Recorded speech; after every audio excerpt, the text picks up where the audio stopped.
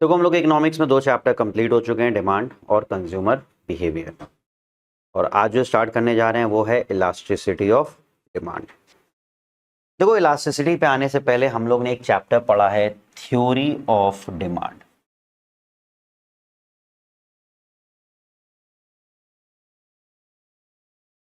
और जब हम बोलते हैं थ्योरी ऑफ डिमांड तो इसमें हम लोग पढ़ के आए हैं लॉ ऑफ डिमांड। तो अब क्वेश्चन ये बनता है कि सर ये चैप्टर और ये चैप्टर में अलग क्या है, थ्योरी ऑफ डिमांड और इलास्टिसिटी ऑफ डिमांड में अलग क्या है। तो देखो जब आप लॉ ऑफ डिमांड पढ़ते हो यानी कि थ्योरी ऑफ डिमांड में जो आप पढ़ के आए हो वहां पे आप सिर्फ डायरेक्शन ऑफ चेंज की बात करते हो, डायरेक्शन ऑफ चेंज कि हाउ डिमांड विल चेंज। वहां पे बात होती है how how demand will change. अगर हम कह रहे हैं प्राइस बढ़ेगा तो डिमांड बढ़ेगा या कम होगा, कैसे चेंज होगा, डायरेक्शन ऑफ चेंज की बात होती है। लेकिन जब हम बोलते हैं इलास्टिसिटी ऑफ डिमांड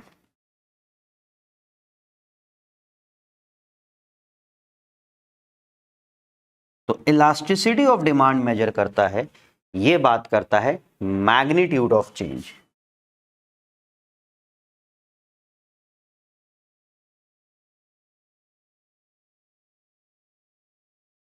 और मैग्नीट्यूड ऑफ चेंज का मतलब होता है हाउ मच।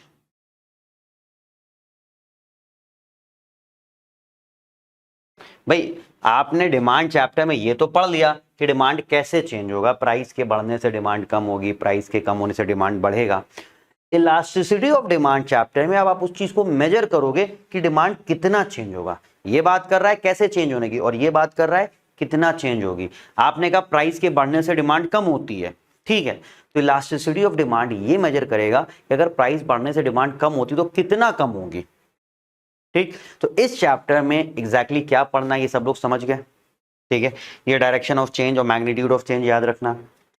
अब आते हैं वर्ड इलास्टिक की। जब बात करते हैं इलास्टिसिटी जो वर्ड है, ये इलास्टिसिटी जो वर्ड है वो इलास्टिक वर्ड से बना है। और इलास्टिक सबको पता है कि हम लोग जब छोटे से थे हम लोग पैंट पहनते थे उसमें इलास्टिक पड़ा रहता था, सबको पता है ना, इलास्टिक उसमें पड़ा रहता था। और उस पैंट की खासियत क्या होती थी कि जिस पैंट में इलास्टिक रहता था वो स्ट्रेचेबल होती थी, ठीक है, वो स्ट्रेचेबल होती थी। तो यहाँ पे भी जब हम लोग डिमांड की इलास्टिसिटी की बात कर रहे हैं तो डिमांड में जो फ्लक्चुएशन हो रहा है, इलास्टिसिटी ऑफ डिमांड की जब हम बात कर रहे हैं, हम लोग बात कर रहे हैं यहाँ पे डिमांड में जो फ्लक्चुएशन हो रहा है। भाई डिमांड चेंज तो हो रही है, बात समझो, डिमांड चेंज तो हो रही है, तो डिमांड में जो फ्लक्चुएशन हो रहा है, वो जो चेंज हो रहा है वो थोड़ा हो रहा है या ज्यादा हो रहा है, मतलब डिमांड में कितनी फ्लेक्सिबिलिटी है। भाई ये जो वर्ड इलास्टिक है ये फ्लेक्सिबिलिटी या स्ट्रेचेबिलिटी को रिप्रेजेंट करता है। ये किसको रिप्रेजेंट करता है, फ्लेक्सिबिलिटी और स्ट्रेचेबिलिटी को रिप्रेजेंट करता है। तो आप डिमांड की फ्लेक्सिबिलिटी की बात कर रहे हो कि डिमांड में फ्लक्चुएशन, अब आप करो डिमांड चेंज होगा, प्राइस के बढ़ने से डिमांड कम होगा, आपने ये बात तो कर दी कि प्राइस के बढ़ने से डिमांड कम होगा या प्राइस के कम होने से डिमांड बढ़ेगा। ये बात कर रहा है कितना, और ये फाइंड करने की कोशिश करता है कि किस कमोडिटी में कितना, थोड़ा चेंज होगा या ज्यादा चेंज होगा। भाई आप फ्लेक्सिबिलिटी की बात कर रहे हो, आप स्ट्रेचेबिलिटी की बात कर रहे हो, स्ट्रेचेबिलिटी बोल दो, आप फ्लेक्सिबिलिटी बोल दो, ये सारे वर्ड एसोसिएटेड हैं किससे, इलास्टिक से। ये सारे वर्ड किससे एसोसिएटेड है, इलास्टिक से। तो जब आप बोलते हो इलास्टिक वर्ड, याद रखो जब आप इलास्टिक वर्ड बोलते हो तो इसका मतलब मालूम क्या होता है, मोर फ्लक्चुएशन, वो ज्यादा स्ट्रेचेबल है, उसमें फ्लक्चुएशन ज्यादा आएगा जब आप इलास्टिक वर्ड बोलते हो। और अगर किसी चीज में फ्लक्चुएशन कम आएगा तो उसके लिए आप वर्ड का यूज करोगे in elastic. In elastic word का मतलब होता है less fluctuation.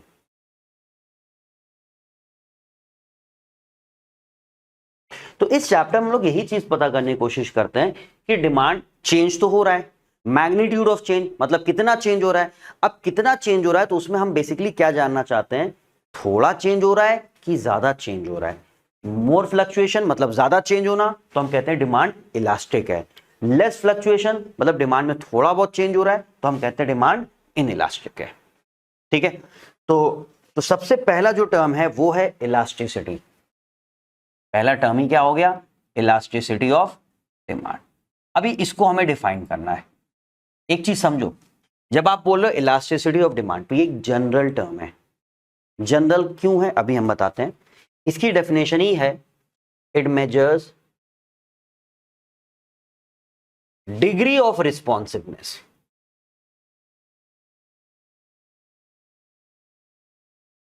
Degree of responsiveness of quantity demanded with respect to its determinants। अभी आप डेफिनेशन में देखो जरा, डेफिनेशन को समझने की कोशिश करते हैं हम लोग। इसकी जरूरत नहीं है, समझ जाओ।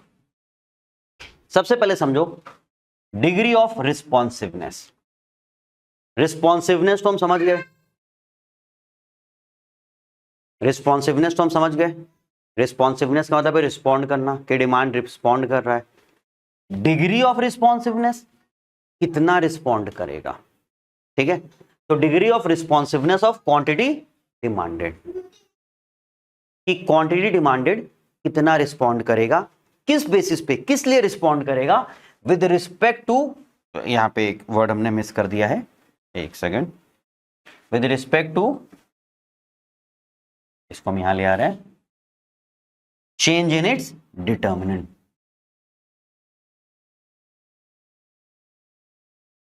With respect to change in its determinant, कि उसके किसी भी डिटर्मिनेंट को अगर हम चेंज कर रहे हैं तो उस डिटर्मिनेंट के चेंज होने से डिमांड चेंज होता है। ये तो हम लोग पढ़ गए हैं थ्योरी ऑफ डिमांड में। इलास्टिसिटी क्या मेजर कर रहा है, कि डिमांड कितना रिस्पॉन्ड करेगा, मतलब कितना चेंज होगा।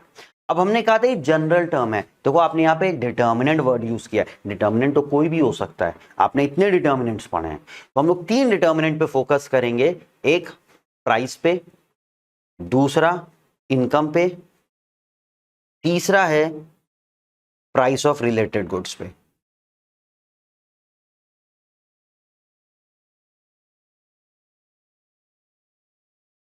भाई डिटर्मिनेंट तो कोई भी हो सकता है, तो हम लोग 3 डिटर्मिनेंट पे फोकस करेंगे, प्राइस, इनकम और प्राइस ऑफ रिलेटेड गुड। तो जब आप with respect to price measure करोगे, जब ये elasticity with respect to price measure करोगे, तो वो कहलाएगी प्राइस इलास्टिसिटी ऑफ डिमांड। अब ये स्पेसिफिक हो गया,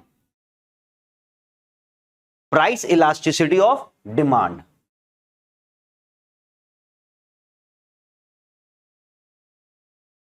जब आप with respect to income measure करोगे तो ये कहलाएगा इनकम इलास्टिसिटी ऑफ डिमांड। और जब with respect to price of related goods measure करोगे, कहीं पे भी रिलेटेड गुड्स आता है, हम क्रॉस वर्ड यूज करते हैं, तो क्रॉस इलास्टिसिटी ऑफ डिमांड। ये तो हमने कहा ना, ये जनरल टर्म है। ये क्या है, ये जनरल है। जनरल क्यों है, क्योंकि यहां पे आप कोई एक स्पेसिफिक डिटर्मिनेंट की बात नहीं कर रहे हो, ये बस एक जनरल लेवल पे बात करता है कि इलास्टिसिटी डिमांड में कितना चेंज हो रहा है उसको मेजर करता है, तो ये जनरल है। तो कभी भी आपको इलास्टिसिटी ऑफ डिमांड बोला जाए तो वहां किसी एक डिटर्मिनेंट को नहीं स्पेसिफाई करना है, ठीक है, आपने बस लिख दिया डिटर्मिनेंट्स, ठीक है। अब उसके अंदर कि इलास्टिसिटी कितने तरीके की होती है, इलास्टिसिटी 3 तरीके की होती है, एक प्राइस इलास्टिसिटी, एक इनकम इलास्टिसिटी और एक क्रॉस इलास्टिसिटी। अब इनकी डेफिनेशन अगर आप इसी से बनाना चाहो तो बना सकते हो, बार बार डेफिनेशन लिखने की जरूरत नहीं है। प्राइस इलास्टिसिटी ऑफ डिमांड की डेफिनेशन क्या हो जाएगी, it measures the degree of responsiveness of quantity demanded with respect to change in its price.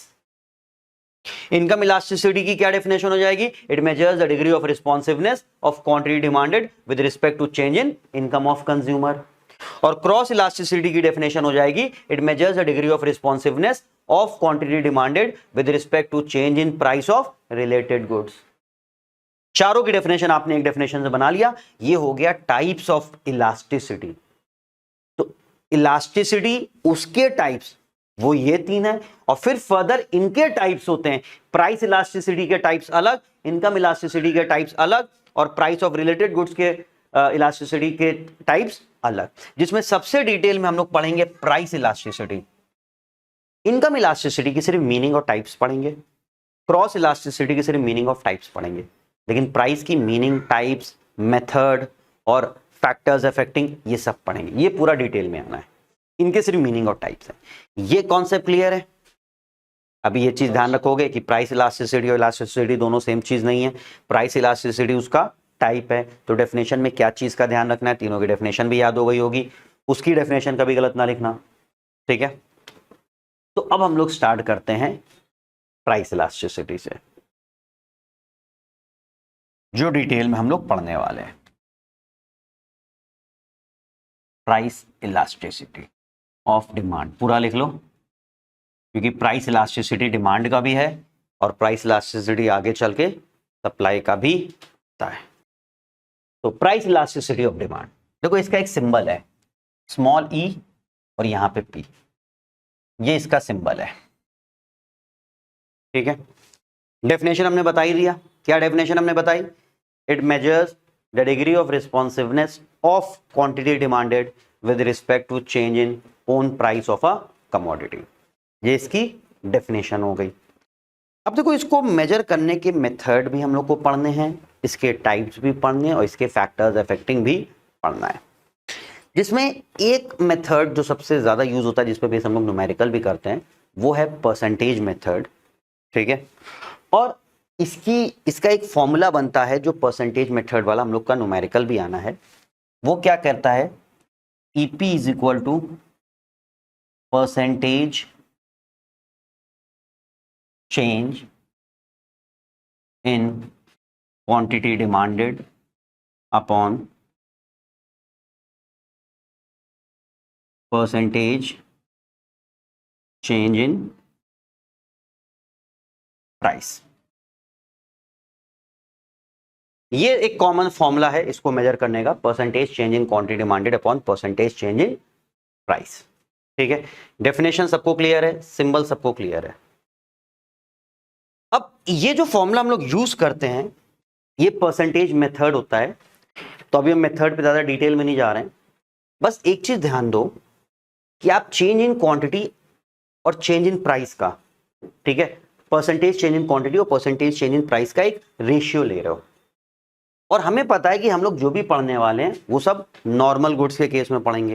ये पूरा प्राइस इलास्टिसिटी जो हम लोग पढ़ते हैं वो नॉर्मल गुड्स के केस में पढ़ रहे हैं,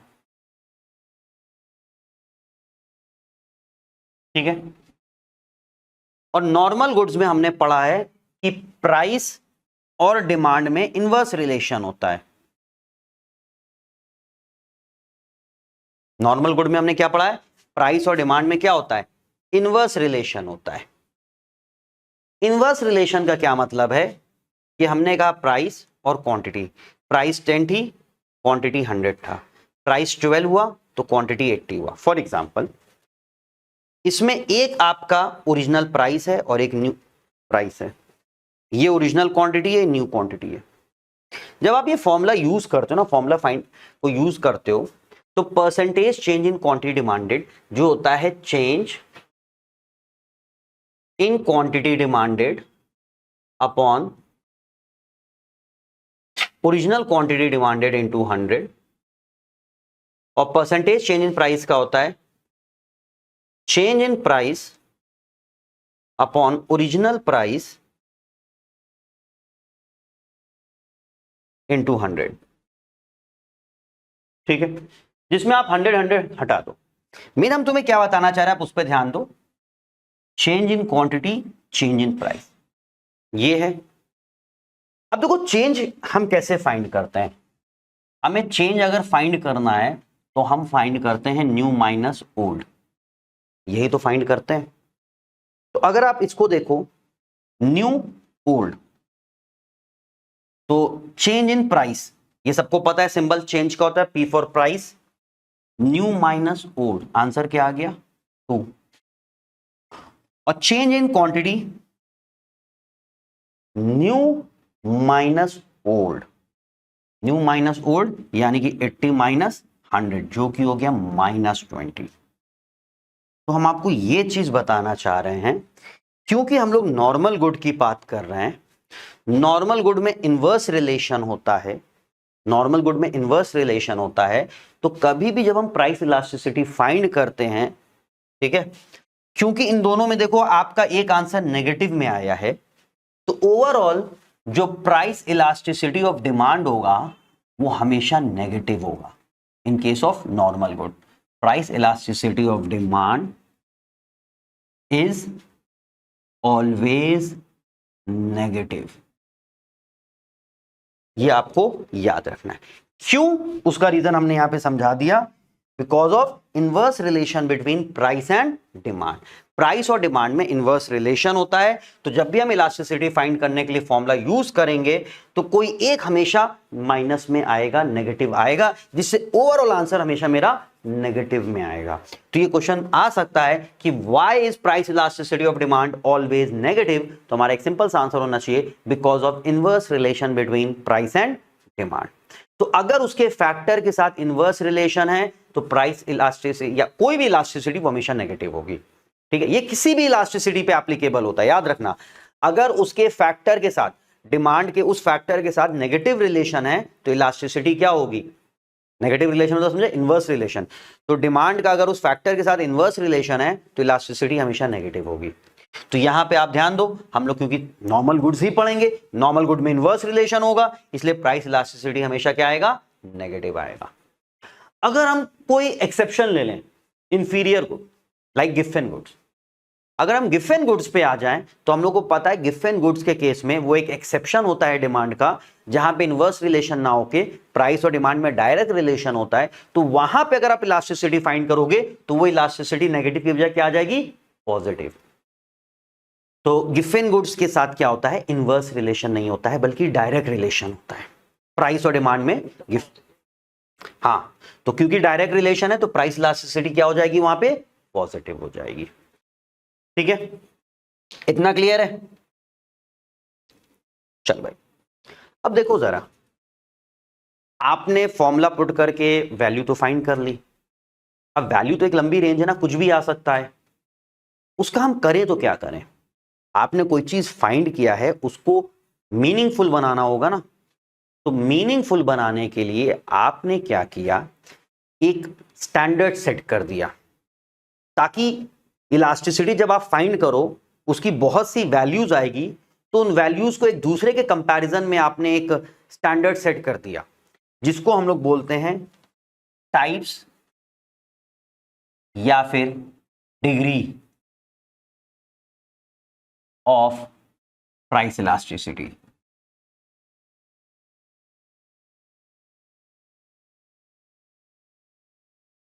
ठीक है, टाइप्स या फिर डिग्रीज ऑफ प्राइस इलास्टिसिटी। और आपने टोटल 5 टाइप्स सेट कर दिए, क्योंकि मीनिंगफुल बनाना था ना। अब मान लो वैल्यू आपका 10% आ गया, 20% आ गया, ठीक है, सॉरी 10 और 20% तो नहीं, क्योंकि रेशियो में लोगे ना, ऊपर परसेंटेज चेंज इन डिमांड होगा, नीचे परसेंटेज चेंज इन प्राइस होगा। तो वैल्यू 0 भी आ सकता है, वैल्यू 1 भी आ सकता है, वैल्यू 2, 4, 5 भी आ सकता है, वैल्यू जो है 0.1, 0.2, 0.4 भी आ सकता है। तो हम इससे क्या समझें, कुछ समझना पड़ेगा ना। तो आपने उससे कुछ इन्फ्रेंसेस ड्रॉ किए और आपने डिग्रीज बना ली। डिग्रीज बनाई जिसमें याद रखना हमने तुम लोग को बताया था 2 वर्ड, एक होता है इलास्टिक और एक इनइलास्टिक होता है। मेन 2 याद रखो, इलास्टिक और इनइलास्टिक। हमने इलास्टिक का मतलब क्या बताया, डिमांड में ज्यादा फ्लक्चुएशन होना, और इनइलास्टिक का मतलब क्या होता है, डिमांड में कम फ्लक्चुएशन होना। किसके रिस्पेक्ट में ज्यादा और किसके रिस्पेक्ट में कम, ऑब्वियसली बात है, प्राइस इलास्टिसिटी पढ़ लो तो प्राइस के रिस्पेक्ट में डिमांड का ज्यादा चेंज होना या प्राइस के रिस्पेक्ट में डिमांड का कम चेंज होना। विद रिस्पेक्ट टू प्राइस होता है, डेफिनेशन ही है ना, विद रिस्पेक्ट टू प्राइस।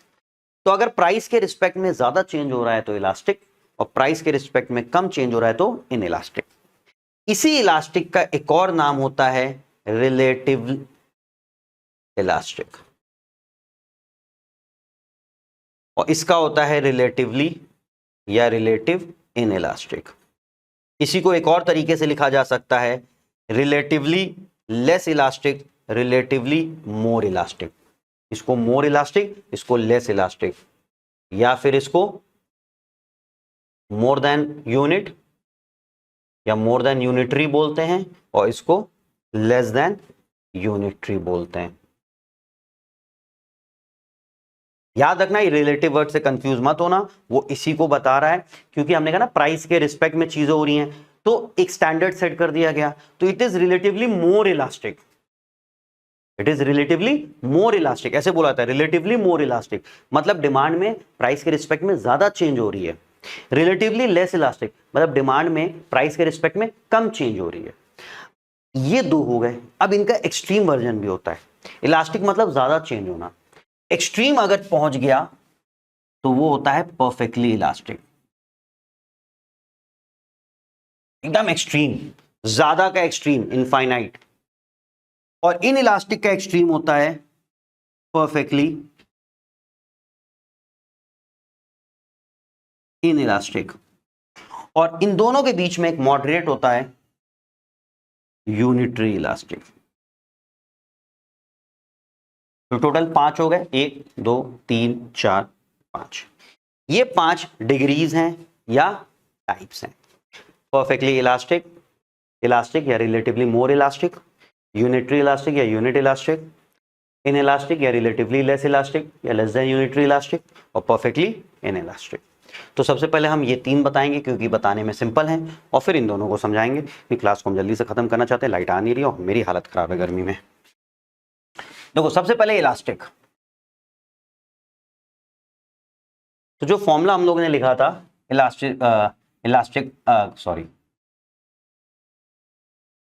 जो फॉर्मूला लिखा था इलास्टिसिटी, प्राइस इलास्टिसिटी का क्या फॉर्मूला था? शॉर्ट में हम लिख रहे हैं EP is equal to percentage change in quantity demanded upon percentage change in price. Short में किसी को दिक्कत तो नहीं है, समझ में आ रहा है ना? Percentage change in quantity demanded, percentage change in price. अभी इलास्टिक डिमांड का मतलब हमने क्या बोला? When change in demand is more than percentage change in price. इसका क्या मतलब है? Percentage change in quantity demanded is more than percentage change in price. Percentage change, quantity की नहीं बात कर रहे हैं। प्राइस तो मान लो 10 और 15 है तो 5 ही रुपए होगा, क्वांटिटी 1000 से 2000 हो गई, बहुत ज्यादा हो गया। परसेंटेज चेंज की बात कर रहे हैं कि percentage change in quantity demanded is more than percentage change in price, हमेशा इलास्टिक डिमांड के केस में, which mean numerator is always greater than denominator. अगर आपने डिनोमिनेटर की वैल्यू 10 ले ली फॉर एग्जांपल, न्यूमरेटर हमेशा इससे बड़ा होगा, आप चाहे 11 रख लो या फिर आप 12 रख लो, आंसर जो आ रहा है 1.1 1.2 मींस आंसर जो आएगा यहां पे वो हमेशा मोर देन 1 आएगा, इसलिए इसको मोर देन यूनिटरी इलास्टिक भी कहते हैं, मोर देन 1। तो इलास्टिक डिमांड के केस में वैल्यू हमेशा क्या होगी? मोर देन 1। तो अगर हमने प्राइस इलास्टिसिटी फॉर्मूला आगे फाइंड करी और वैल्यू मोर देन 1 आ गई, 1.2 1.3 2 4 5 6 कुछ भी आ गया, मोर देन 1 हो गया, तो हम बोलेंगे डिमांड इज इलास्टिक। ठीक है, मतलब डिमांड में चेंज ज्यादा होगा एज कंपेयर टू प्राइस। इसका कंपनी यूज कैसे करती है वो सिलेबस में नहीं, बट हम तुम लोग को समझाएंगे कि कंपनी इसका यूज कैसे करती है, बहुत सी कंपनी यूज करती है, वो हम समझा देंगे। अभी ये चीज समझ गए इलास्टिक डिमांड होने का क्या मतलब है, कि डिमांड में change as compare to price ज्यादा हो रहा है तो आपकी इलास्टिसिटी हमेशा मोर देन 1 आएगी। इतना क्लियर है? अच्छा, अगर इसमें आपको ग्राफ बनाने को बोला जाए, बिल्कुल बनाना पड़ेगा, बिना ग्राफ के तो काम हो ही नहीं सकता है। देखो जरा ग्राफ कैसे बनेगा हमारा, ये ओरिजिन होएगा, ये वाई एक्सिस होगा, यहाँ पे प्राइस शो करेंगे, यहाँ पे क्वांटिटी डिमांडेड शो करेंगे, ये एक्स एक्सिस होगा। क्योंकि डिमांड में चेंज ज्यादा हो रहा है तो आपका देखो ग्राफ में कैसे दिखना चाहिए, मान लो प्राइस पी और क्यू से काम चल जाएगा आपका, और डिमांड क्यू। ठीक है, ये प्राइस और ये आपने रखी डिमांड। अभी आप कह रहे हो कि प्राइस बढ़ रहा है, तो प्राइस बढ़ के P1 हो गया, डिमांड फॉल करेगा, और क्योंकि इलास्टिक है तो डिमांड ज्यादा फॉल करेगा। तो आप इस चीज को ध्यान में रखोगे कि आपको कहां पे गैप ज्यादा दिखाना है और कहां पे गैप कम दिखाना है, ये आपको ध्यान में रखना है। अगर आप देखो तो हमने यहां पे गैप ज्यादा दिखाया, यहां पे गैप कम दिखाया है, तो अब जब हम लोग डिमांड कर्व बनाएंगे इन दोनों पॉइंट को कनेक्ट करते हुए, डिमांड कर्व कुछ इस तरीके से हमारा दिखेगा, TD। ये है हमारा EP इज मोर देन 1, और हम अपने डिमांड कर्व को कह सकते हैं कि demand curve is flatter. Demand curve क्या है हमारा, फ्लैटर है बाकियों के कंपैरिजन। देखो फ्लैट मतलब ये होता है, ऐसे होता है फ्लैट, एकदम स्ट्रेट फ्लैट, ठीक है। जब ये ऐसे होता चला जाएगा डिमांड कर्व, तो हम कहेंगे स्टीपर होता जाता है, उसका स्लोप स्टीप होता चला जाता है। स्टीप समझते हो ना, एकदम ऐसे। और जैसे जैसे ये ऐसे बढ़ रहा है तो स्लोप जो है फ्लैट होता चला जा रहा है। तो ये अगर देखो तो ऐसे जा रहा है, मतलब ये फ्लैट है। अगर यही चीज एकदम ऐसे होता तो हम कहते हैं डिमांड कर्व स्टीपर है। ये स्टीपर और फ्लैटर का कॉन्सेप्ट क्लियर है तुम लोग को? हाँ भाई समझो जरा, ये स्टीपर है और ये इसके कंपेयर में फ्लैटर है। कंपैरिजन किया जाए, ये स्टीपर है ये फ्लैटर है, और ये तो फुल फ्लैट हो गया, ये तो फ्लैट हो ही गया। फ्लैटर वर्ड क्या मतलब कंपेरेटिवली, इसके कंपेयर में। तो कभी भी इलास्टिक डिमांड होगा, डिमांड कर्व आपका फ्लैटर होगा, और ये होगा मोर देन 1। इतना क्लियर है? चलो नेक्स्ट आता है in elastic demand. In elastic demand में क्या है कि percentage change in quantity demanded is less than percentage change in price. कि डिमांड में चेंज तो हो रहा है, लेकिन हमने जैसा कि इलास्टिक का बताया कि डिमांड में फ्लक्चुएशन कम होता है with respect to price. Price अगर कहो तुम्हारा 10% चेंज हो रही हो, तो डिमांड सिर्फ 8% चेंज हो रहा हो, मतलब 10 से कम होगा। तो अगर हम इस फॉर्मूले में देखें, EP is equal to percentage change in quantity demanded upon percentage change in price. आपका न्यूमरेटर हमेशा डिनोमिनेटर से छोटा होगा, जिसकी वजह से वैल्यू जो आएगी वो हमेशा लेस देन 1 आएगी। आप करके देख लो, 8/10, 9/10। हम नीचे 10 इसलिए रख दिया ना सिंपल के लिए, आप लिख लो 9/11, तो भी आंसर जो आएगा वो 0 पॉइंट समथिंग करके ही आएगा, चाहे कुछ भी हो जाए। तो 0 पॉइंट समथिंग मतलब लेस देन 1 हो गया। तो कभी भी आप प्राइस इलास्टिसिटी फाइंड कर रहे हो और आंसर 0 पॉइंट समथिंग आ गया, तो मतलब वो लेस देन 1 हो गया, जिसे हम लोग कहेंगे इन इलास्टिक डिमांड। और इन इलास्टिक डिमांड में अगर हम डिमांड कर्व बनाएं, ये ओरिजिन, यहां पे वाई एक्सिस पे प्राइस, एक्स एक्सिस पे क्वांटिटी, ठीक है। अभी प्राइस में चेंज ज्यादा हो रहा है, मतलब प्राइस में आप गैप ज्यादा दिखाना, और क्वांटिटी में गैप इस बार कम दिखाना। आ रही ना बात समझ में? प्राइस में गैप ज्यादा दिखा दिया, क्वांटिटी में कम। प्राइस में ज्यादा दिखाया। हाँ भाई समझ में आ रही बात? किसी कोई दिक्कत तो नहीं ग्राफ में? अब यहां पे आप ड्रॉ करिए अपना डिमांड कर्व, देखिए जरा।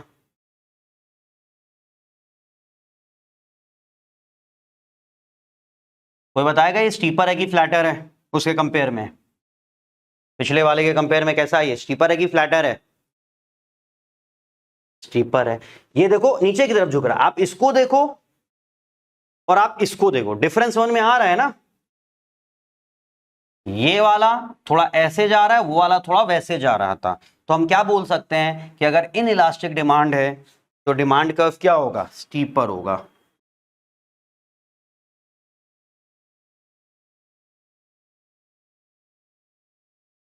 डिमांड कर्व क्या होगा, स्टीपर होगा। ये है इन इलास्टिक डिमांड। इसके बाद नेक्स्ट आता है यूनिटरी इलास्टिक।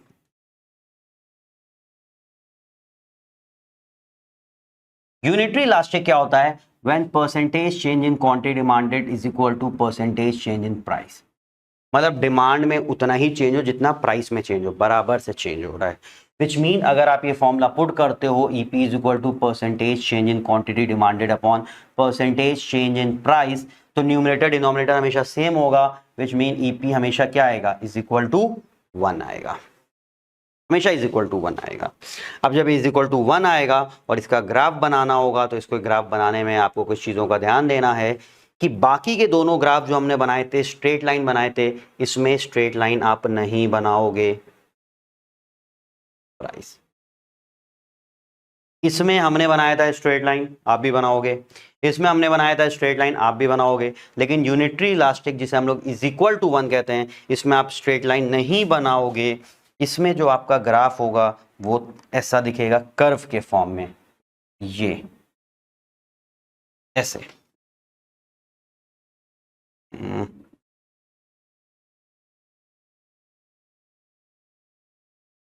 हम इसके अकॉर्डिंग यहाँ पे ऐसे जो है बना ले रहे हैं। P Q.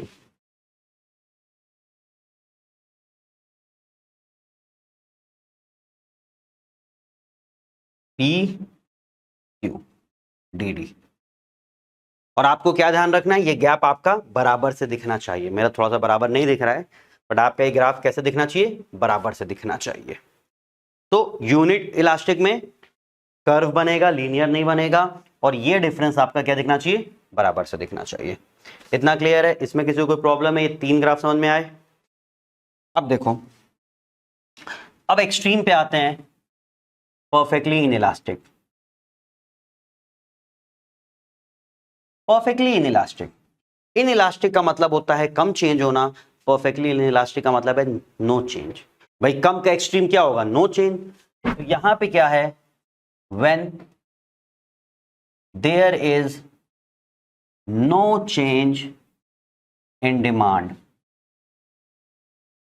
with respect to any change in price, with respect to any change in price। अब एक चीज देखो, जो हम लोग प्राइस इलास्टिसिटी का ग्राफ बना रहे हैं वो डिमांड कर्व को ही रिप्रेजेंट कर रहा है। नॉर्मल गुड जहां जहां था वहां सब में क्या हो गया था, इनवर्स रिलेशन होता है, तो हमारा डाउनवर्ड स्लोपिंग ग्राफ बना हर केस में। ठीक है, कौन सी इसका एग्जांपल हो सकता है जहां पे डिमांड जो है परफेक्टली इनइलास्टिक हो?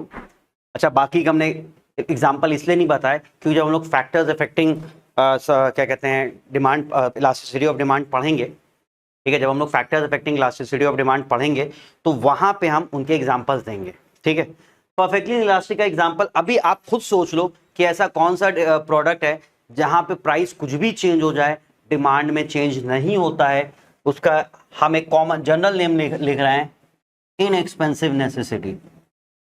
अब तुम लोग इसका एग्जांपल बताओ कि इनएक्सपेंसिव नेसेसिटी का क्या एग्जांपल हो सकता है? कोई बता सकता है इनएक्सपेंसिव नेसेसिटी का क्या एग्जांपल हो सकता है? सबसे best example is salt. Inexpensive भी और नेसेसिटी भी है, तो सॉल्ट इसका सबसे बेस्ट एग्जांपल है। अभी नमक सस्ता हो जाए या महंगा हो जाए, आप नमक खाना छोड़ो तो अलग बात है, आप कम भी नहीं करोगे।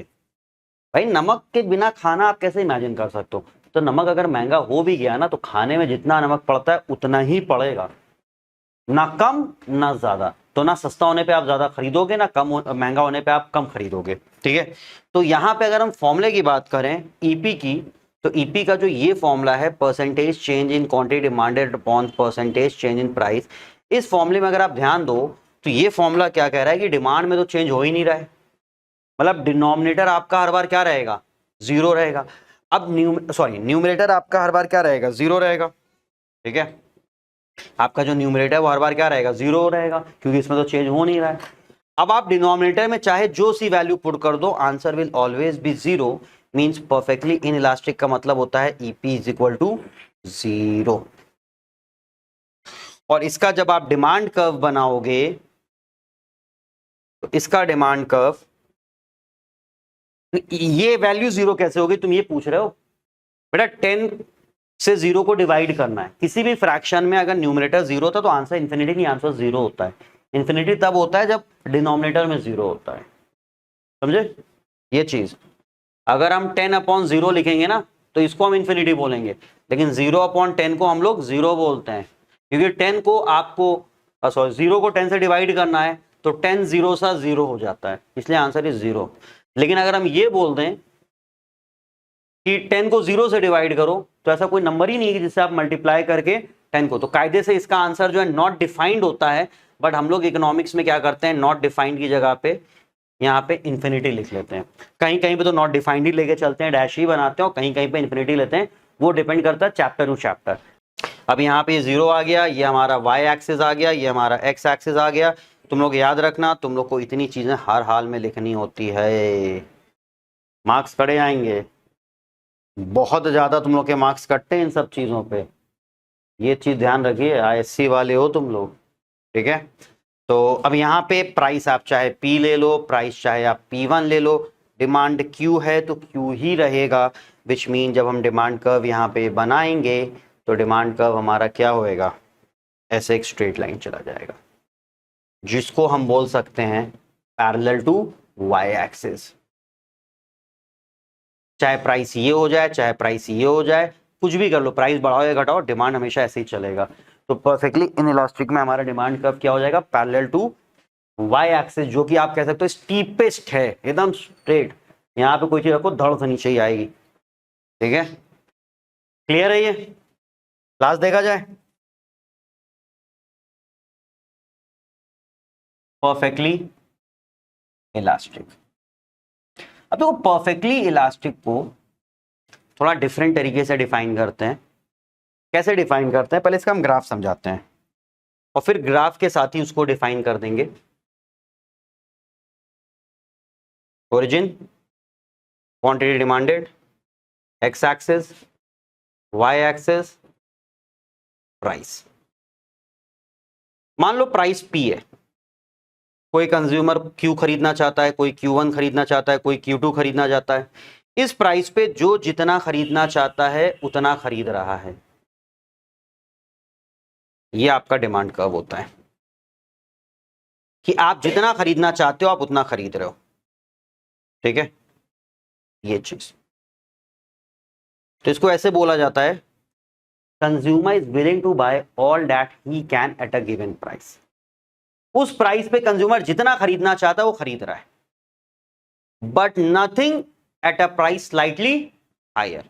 अगर आप प्राइस को थोड़ा सा भी बढ़ा के P1 कर दो ना, स्ट्रेट अवे डिमांड जीरो हो जाएगी। तो इसमें जब आप डिमांड कर्व बनाते हो तो यहां पे एक P1 दिखा देते हो। इसको कैसे लिखते हैं हम लोग, consumer is willing to buy all that he या she can at a given price. एक गिवन प्राइस पे वो जितना खरीदना चाहे वो खरीद सकता है, खरीदने को तैयार है, बट नथिंग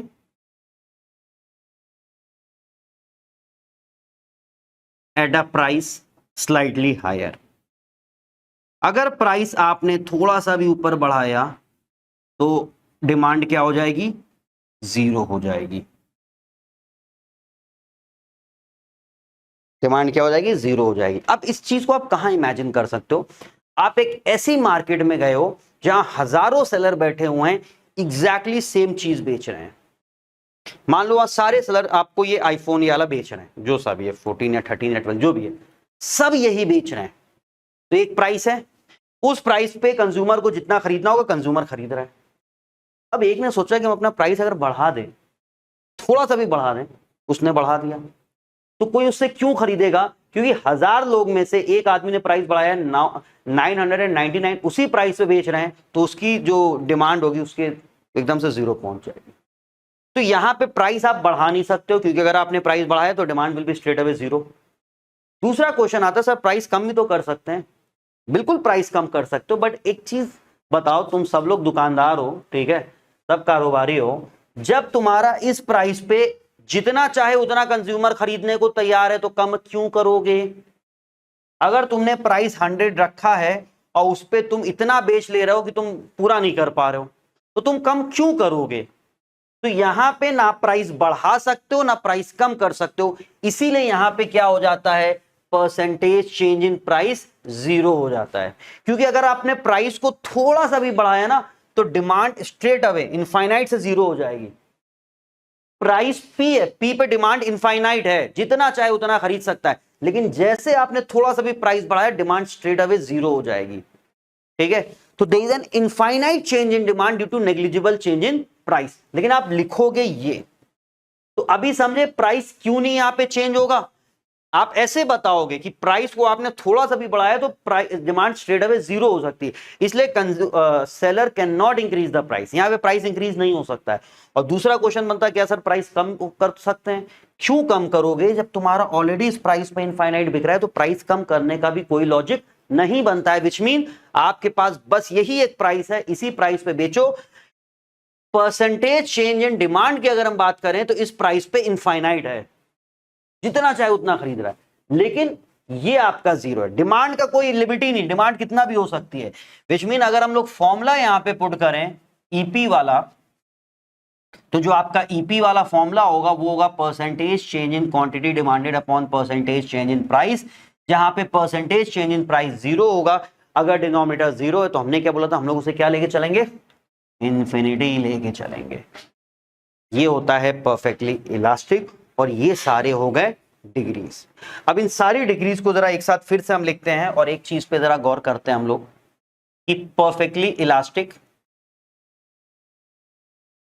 उसके बाद इलास्टिक, उसके बाद यूनिट, उसके बाद इन इलास्टिक, और फिर परफेक्टली इन इलास्टिक। यहां पे अगर आप देखो तो ग्राफ हमारा कैसा था, पैरेलल टू एक्स एक्सिस, ठीक है, फ्लैट, एकदम फुल फ्लैट। परफेक्टली इलास्टिक से जब आप इलास्टिक पे आए तो इलास्टिसिटी थोड़ी सी कम हुई, थोड़ा सा फ्लैटर हुआ, ये यूनिट हो गया, एकदम बराबर से हो गया। फिर इलास्टिसिटी फर्दर कम हुई तो स्टीप हो गया, और परफेक्टली इलास्टिक गए तो ऐसे हो गया। जब आप इधर से इधर जा रहे हो तो इलास्टिसिटी कम हो रही है। आप देखो आपके डिमांड कर्व में कैसे चेंज हो रहा है। कम इलास्टिसिटी मतलब डिमांड कर्व स्टीपर होगा, ज्यादा इलास्टिसिटी मतलब इस डिमांड कर्व फ्लैटर होगा। ये चीज क्लियर है? तो एक लास्ट चीज बताएं और क्लास को खत्म करें। हाँ भाई, इतना क्लियर है सबको? एक लास्ट चीज देखो और फिर पैकअप करते हैं। अब देखो, प्राइस इलास्टिसिटी ऑफ डिमांड में हमने क्या बोला कि वैल्यू हमेशा नेगेटिव होती है। तो कभी कभी क्वेश्चन में इस तरीके से एक क्वेश्चन आ जाता है जहां पे प्राइस इलास्टिसिटी की कुछ वैल्यू दी होती है, -2, -1.8, 0, 0.8, माइनस का, और -0.5, और बोल देता है कि इसको हमें अरेंज करना इंक्रीजिंग या डिक्रीजिंग ऑर्डर में, ठीक है। अब ऐसे अगर आप देखो तो हर बार ये माइनस का है, हर बार माइनस का, इसका क्या मतलब है, हर बार लेस देन 1 हो जाएगा। तो कुछ लोग गलती क्या करते हैं, मान लेते हैं कि यार ये तो सारी वैल्यूज लेस देन 1 है, बट ऐसा नहीं है। और अगर आप माइनस में इनको कंपेयर करोगे तो ऑब्वियस सी बात है 0 हमारा सबसे बड़ा नंबर हो जाएगा। 0 के बाद आप देखो कि -0.5 आएगा, फिर -0.8 आएगा, फिर -1.8 आएगा, फिर -2 आएगा। लेकिन ये गलत है, क्योंकि प्राइस इलास्टिसिटी ऑफ डिमांड तो हमेशा नेगेटिव में आना है। तो अगर आपके सामने वैल्यू ऐसे लिखी हो तो आप कहते हो माइनस यानी कि लेस देन 1 तो है ही, तो आप उसे हर बार लेस देन 1 बोल दोगे, ये गलत है। और माइनस के साथ अगर आप कंपेयर करोगे तो गलत है। तो कभी भी इस तरीके से क्वेश्चन अगर आ जाए जिसमें आपको अरेंज करना हो या बताना हो कौन मोर इलास्टिक है, कौन लेस इलास्टिक है, तो उसमें आप क्या करोगे, माइनस के साइन को सबके इग्नोर कर दोगे। जैसे -2, -1.8, 0, -0.5 और -0.8, आप सब में माइनस का साइन इग्नोर कर दो तो बचता है 2, 1.8, 0, 0.5 और 0.8। और अब आप देखो कौन सा लेस देन 1 है, कौन सा मोर देन 1 है। और अब अगर इनको अरेंज करना है तो आप अरेंज भी कर सकते हो। तो देखो ये दोनों वैल्यू अब क्या है, ईपी इज मोर देन 1 हो गई। ये क्या हो गया, ईपी इज 0 जो कि परफेक्टली इनइलास्टिक होता है। ये क्या हो गया, मोर इलास्टिक हो गया या इलास्टिक बोल लो। और ये दोनों वैल्यू हो गई ईपी इज लेस देन 1, क्योंकि आंसर 0 पॉइंट समथिंग में दिया हुआ है।